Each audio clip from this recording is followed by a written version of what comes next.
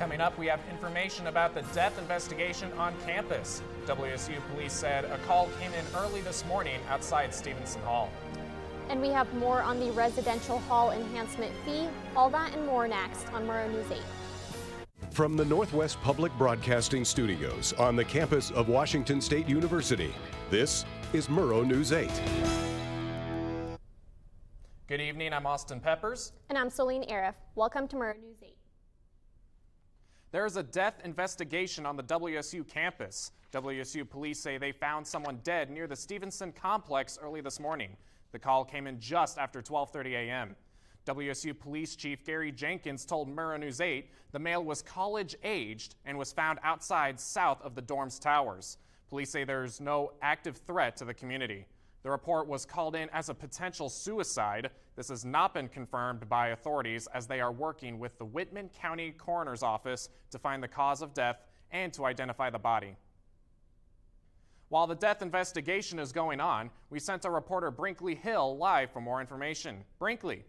Behind me is Stadium Way right here, and on the corner is the Washington State University sign. On my left here is the Stevenson complex. Now, we were told this morning that the body found was right over here on the fence line, tree line between the Stevenson complex and Stadium Way. Now, we have not received any updates as of this morning's press release, but we will keep you informed tomorrow at our noon podcast or show at noon tomorrow. Sending it back to the desk with Celine Arif. Thank you so much for that, Brinkley. That was important.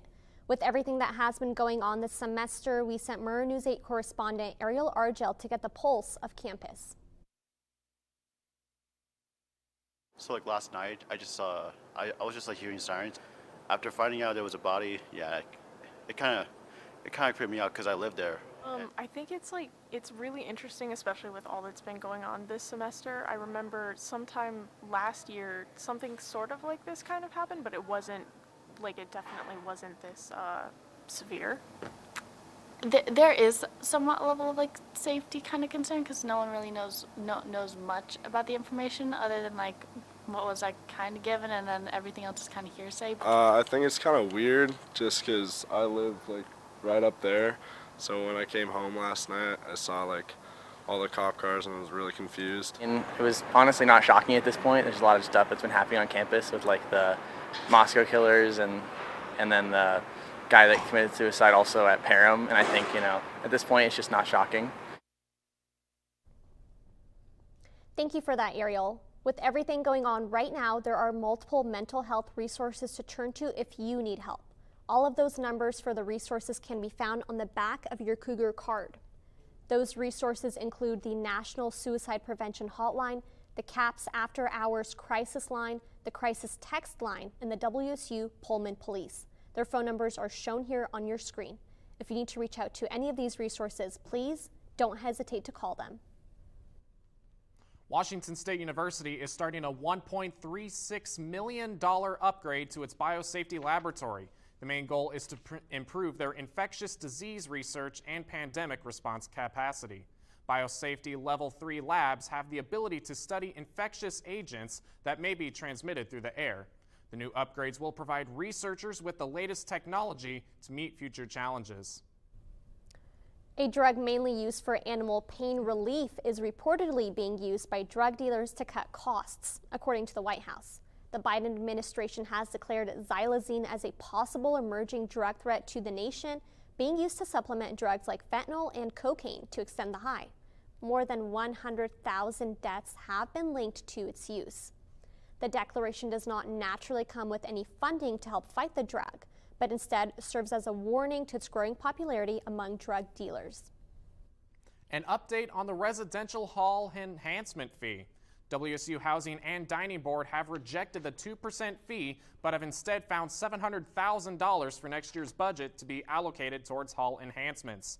Halls 20 years and older will be eligible to submit building enhancement proposals. Project proposals will be presented in front of next year's hall representatives. The Student Entertainment Board is putting on a trippy event. They are, and if it snows again, I might just leave Pullman. We'll have weather for you next on Murrow News 8.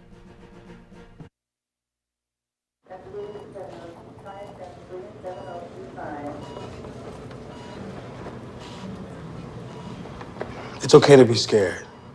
You don't have to be so strong.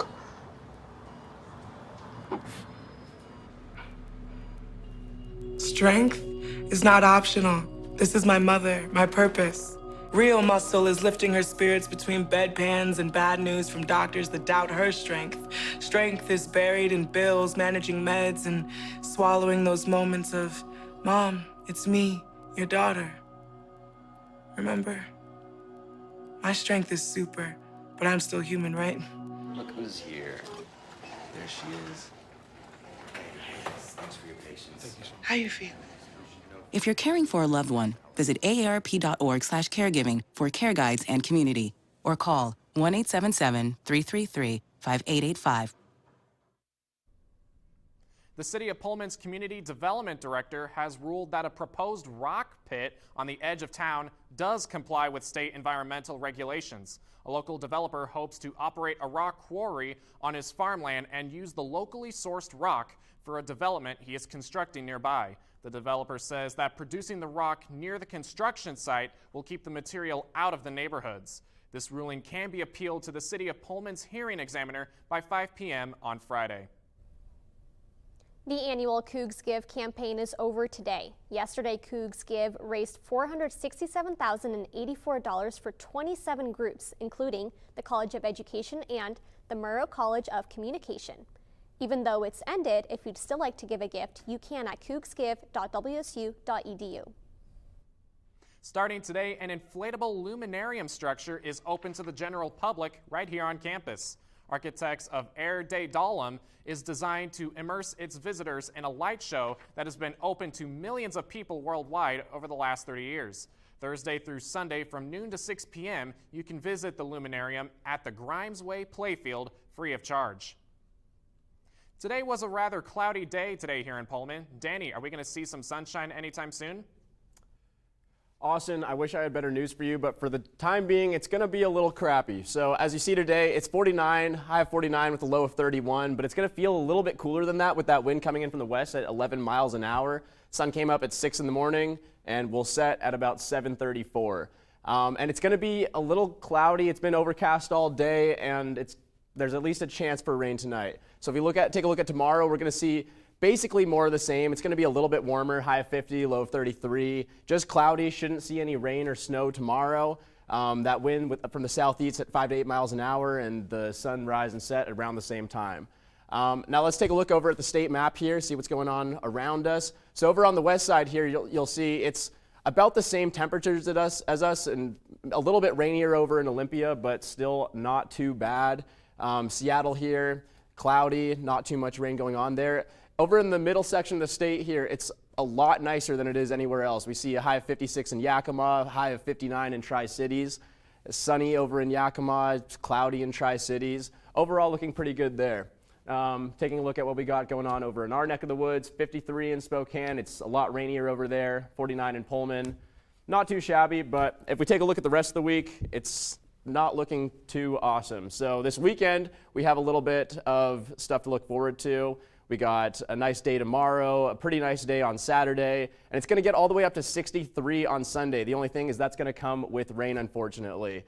And then Monday and Tuesday, I'm hoping that the predictions are wrong, but we're looking at snow and ice and rain. Hopefully it doesn't stick around too much. We've got 48 and 45 for the highs there. So hopefully it doesn't stick around too much, but you might see some slush. So maybe changing up your footwear would be a good thing to do. But other than that, that's all I got from here on the weather. Back to you guys at the desk. Thank you so much, Danny. Next up, the rowing team continues its dominance. Carrington will be back with more when we get back.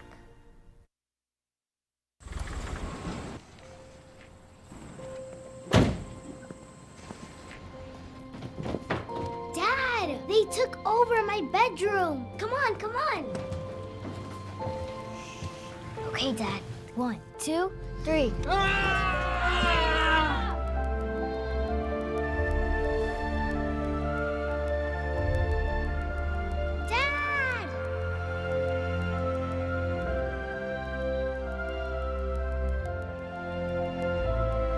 You saved me. Dad? Are you okay? I'm fine, dear.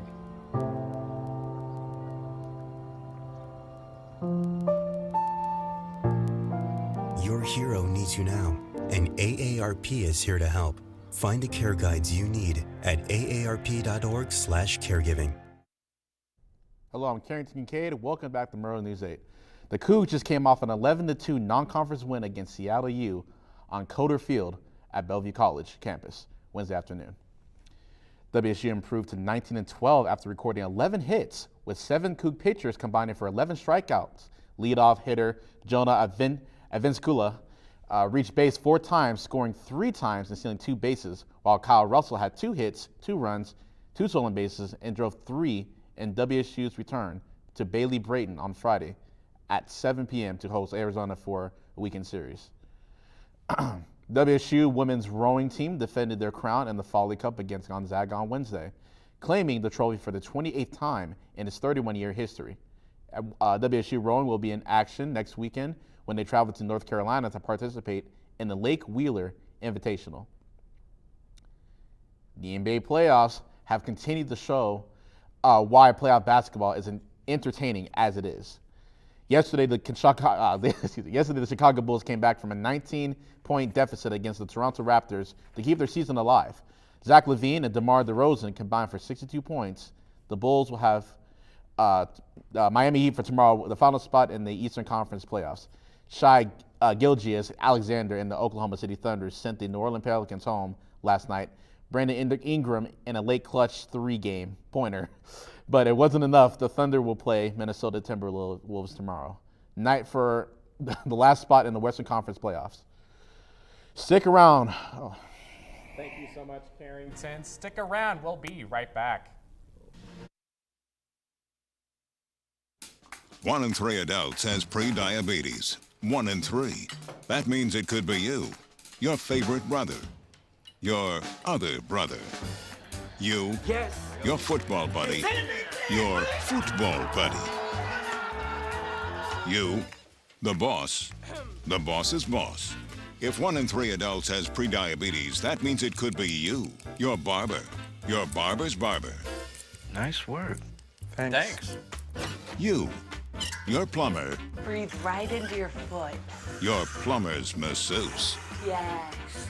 You, your dog walker, On your left. your cat jogger. Or you, your co-pilot, your co-pilot's co-pilot. While 1 in 3 adults has prediabetes, with early diagnosis, prediabetes can be reversed. Take the risk test at doihaveprediabetes.org to know where you stand. The biggest SEB event is coming up. Springfest is set for next Saturday, April 22nd in Beasley Coliseum at 8 p.m. The event will feature music stars NLE Choppa and YBN Namir. Is that how you say it, you guys? Namir. Namir. Yeah, Okay. there you Namir. Well, I don't know anything about them clearly. Do you? Do you like them? I'm a fan of a few NLE Choppa songs. Soul Train by YBN Namir made waves about a couple years ago. It's an okay song. Okay. I'll probably buy a ticket. Maybe. We'll see what happens. You guys don't seem too enthused about it. Not really. Old school all the way.